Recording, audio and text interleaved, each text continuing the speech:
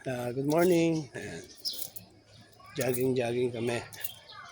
Pag may time, kailangan natin alagaan ang ating kalusugan.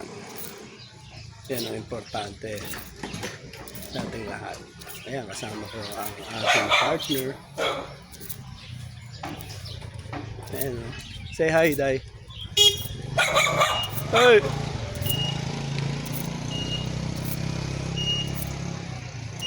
Araw-araw or 3 times a week, pagja-jogging. After mag-jogging, magluto ka ng maraming ulam, tapos kain ka rin ng marami. Ayun, useless ang pagja-jogging, pag-exercise. Yan po, tuwing umaga.